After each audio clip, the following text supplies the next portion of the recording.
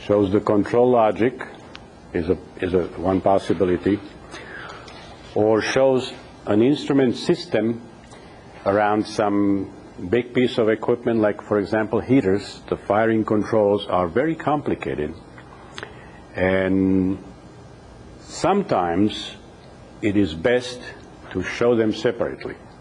The control logic diagram would be always best to show separately.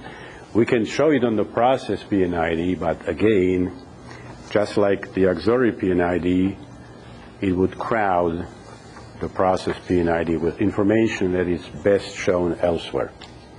So we take it to an instrument control diagram, which is a PNID. And only if it doesn't fit on the process PNID. Okay, so I already said that.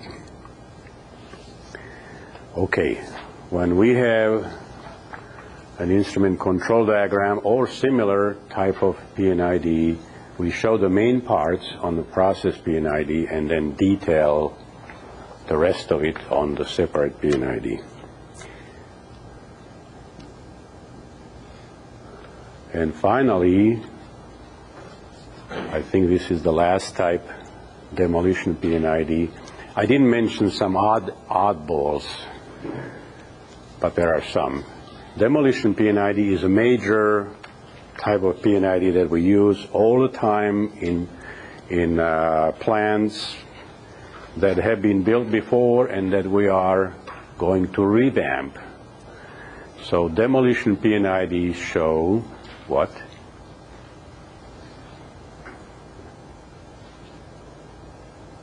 Anybody wants to venture a guess? It's the scope of what you're going to remove or change.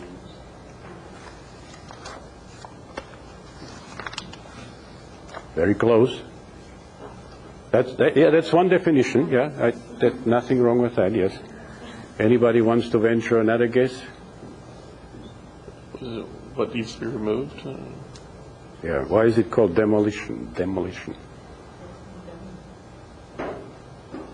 Why do we call it demolition?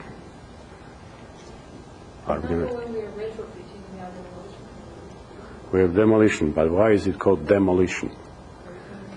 Amy said that it represents something that gets removed. So why is it not called removal PNID rather than demolition? So anyway, the demolition PNID, just like Amy said, represents equipment that has to be removed, not demolished, because we don't come there with a bulldozer and bulldoze it. We have to remove it. Now, in the process of removal, that equipment might get demolished. The demolition contractor will come in and take the equipment out. They'll cut the bolts, they'll cut the pipes in whichever way it serves them the best so they can do it the fastest way. But it's not really demolition, it's a removal of equipment. Now sometimes when we are removing some equipment, it can be reused if the client is really determined that they want to take advantage of what they have been using for the last 50 years and it might still be doing some movement. They say, okay, we're going to reuse it. We want you to save that and use it elsewhere. And invariably they find out that the ugly truth is that once it's removed, it's not going to work in another place at all. So demolition PNIDs are typically prepared only for major demolition being removal, not bulldozing, because minor demolition can be shown on the base PNID, the regular PNID, not the non-demolition PNID, a little bit. Yes, sir. So what's the answer? Why is it called? Can you speak louder? I said, what's the answer to your question then? You said, why isn't it called something else? You asked that question right now. Did I mislead you there? Well, So why is it not? Yeah. Oh, yeah. I didn't answer that one. That's right. I got myself wrapped into something other. Okay, it's not called removal PNID because that's a tradition. It is a tradition to call it demolition PNID. We'll run across very similar instances where other things are going to be called names that really don't fit the purpose. That's yeah, thank you for asking that, because What's the difference between this and the regular PNID? Does it just have like an X through the equipment that's getting removed? yeah, typically when you develop the PNID, you use the symbol diagram to represent the actions and equipment and everything else is represented by symbols. And the most common symbol for demolition is cross-hatching.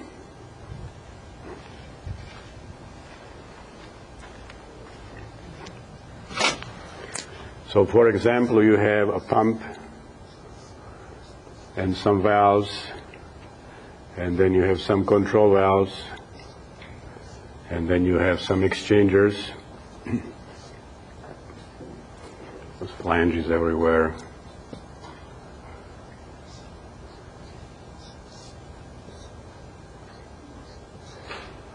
Now, let's say we want to replace the control valve along with a piece of pipe the whole piece of pipe from here to there. Okay, so the cross-hatching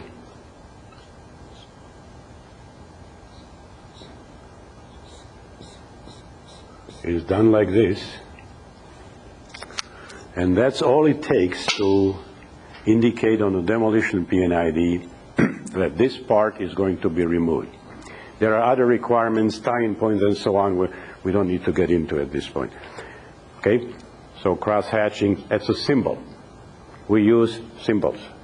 We don't really show somebody coming there with a cutting tool. Yeah, that's a good question. Thank you. Okay.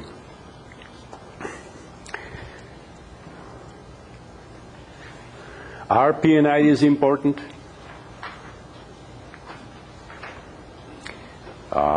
Which can be rephrased. Are the people who are working on the PNIDs important?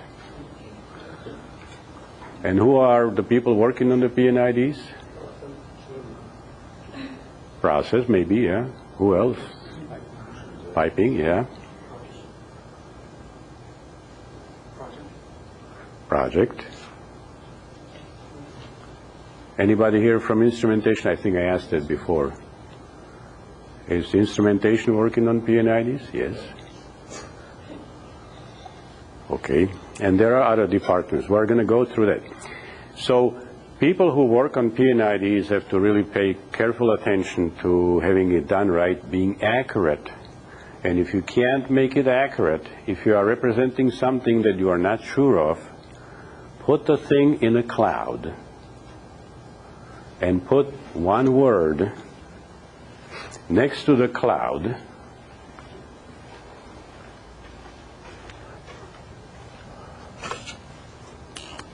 For example, I'm not sure if I'm not going to demolish this heat exchanger. Remove this heat exchanger.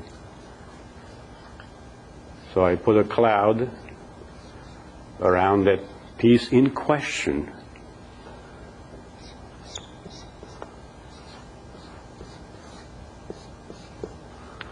Put a hold on it. That means I'm not sure, or the client is not sure, or somebody is not sure. We don't have a definition. And then put some number on it. And that number is then explained in the notes. What's the hold about?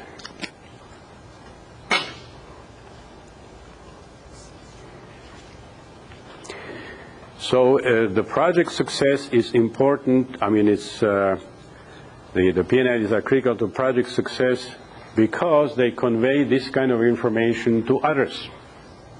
The construction people want to know if that exchange is going to be removed, right? Because they have to do their planning. The piping people need to know also. And if there is instrumentation around there, then the instrumentation people need to know. If it involves some purchasing, procurement needs to know, and so on. So all of these people who are depending on the accurate representation will be intimately interested in those details. If you're not sure, put it on hold. Now, another thing that PNIDs satisfy is the government, our government, and other governments in other countries that we serve, which demands that the PNIDs will be always up to date, and so they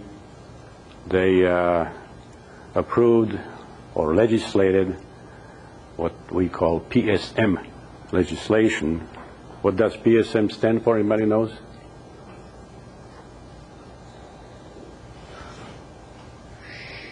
Process Safety Management.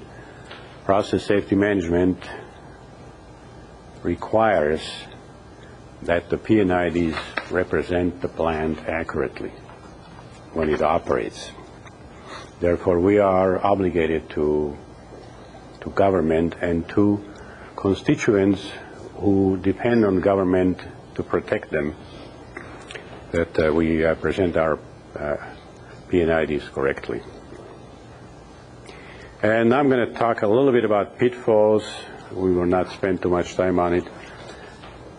One of the pitfalls is not following the proper sequence. Sometimes it happens that the PNIDs are, here's one process step, one PNID. The next process step is shown, this is PNID 123, 124, 125, 126, 127, 128. Here is PNID 128, and lo and behold, it represents the next process step after PNID 121. So people who want to follow the process would have to go from 121 to PNID 128 to follow the process. And the 122, 124, 125, etc., they are out of sequence. Very bad. Sometimes the client tells us, you guys renumber the PNIDs. We have actually victims of client asking for that. And that's a very sensible request, and then we asked the client, okay, well, we didn't plan on this, and so you better give us more money to do this.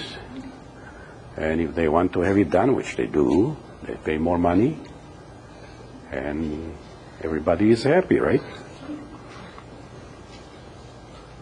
Incomplete information, that whole information is extremely important. Without that, the PNID would be incomplete. And there's all kinds of other things that we will not go into. We'll talk a little bit about it next time around when we meet for the next session. It's just like anything else. If the information is incomplete, it is a major issue. Bypassing the freeze point, I'm going to cover a couple more points, then we'll have a break. Freeze point. What's the freeze point? Have you heard about the scope is frozen? Has anybody run into that on your projects? You did. Okay. When the scope is frozen, that means the PNIDs have been issued for design. We'll go through that a little bit more detail next time. But when the PNID is issued for design, the scope is frozen. So the project has reached a freeze point. There should be no material changes to the project when the PNIDs have been issued for design. The estimate at that point has reached the plus minus 10% accuracy, which is the highest we normally go to. And therefore, any kind of change past this point is going to cause real problems, because everything that has been done until that point will have to be reworked in that area where the change takes place. Okay, so that's called bypassing the freeze point restraints.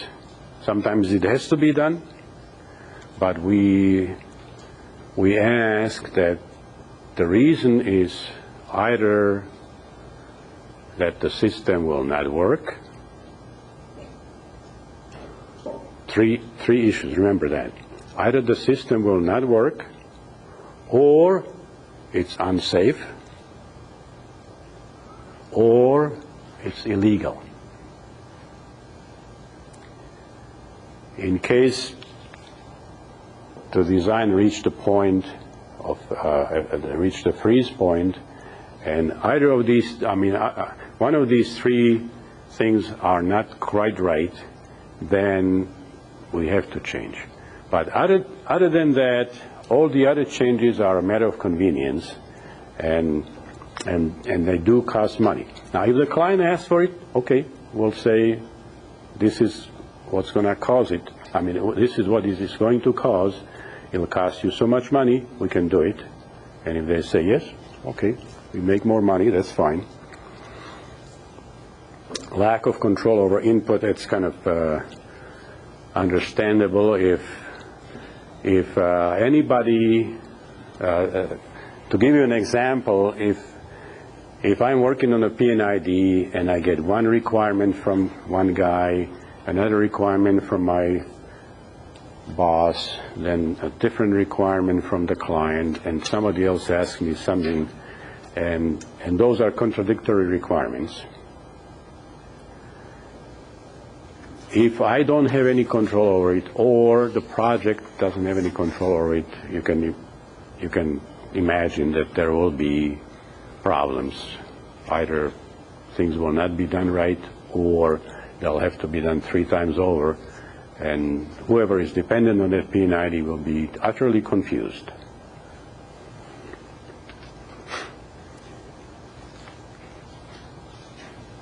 Rick?